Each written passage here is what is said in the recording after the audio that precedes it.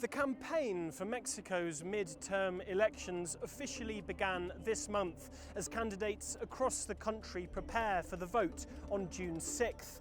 These mid-term elections will define state, municipal and federal representatives for the next 6 years, and already the campaign is on track to be one of the most bloody in Mexican history, at least on the local level. 65 politicians have already lost their lives before the campaign even officially began. Elections these days in Mexico are dangerous and violent affairs. 2018's presidential election saw more than 130 politicians lose their lives over the course of the campaign, and with 2 months still to go until the vote on June 6th, these elections are already on track to be the bloodiest in Mexico's history. Analysts point to the involvement of organised crime, particularly on the local level. While narco-traffickers may not care too much who their federal representative is, they care a great deal about who their mayor is. And political candidates for mayor and local government around those municipal election levels who campaign on a base of tackling organised crime immediately become targets for assassination, particularly in the environment of impunity which Mexico lives in. The reason organised crime is more and more involved in local politics these days is that it represents a serious source of income for them. Local governments, first of all, provide a great source of information for local organised crime who are extorting local economies. They will know who's moved into the area, who's building a house, who's forming a business, how that business is doing, and therefore use that information to take advantage and extort those populations.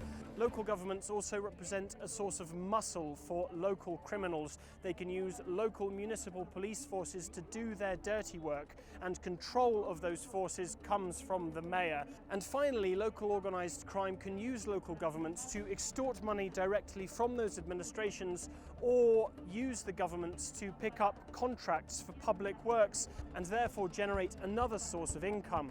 So while these elections may be getting very bloody and violent on the local level, there's also a lot at stake at the federal level.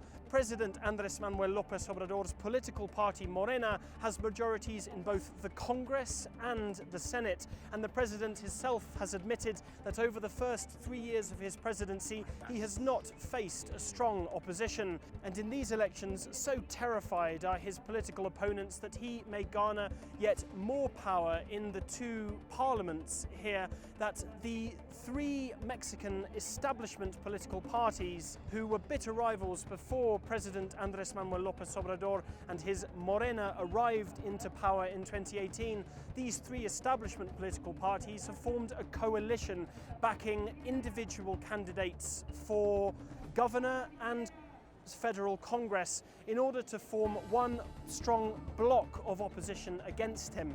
And we've spoken to Mexicans here in the very centre of the country's capital for their own opinions on these vital upcoming elections. Y yo creo que como veníamos después de la revolución de casi 80 años, creo que ya hacía falta en México un cambio así.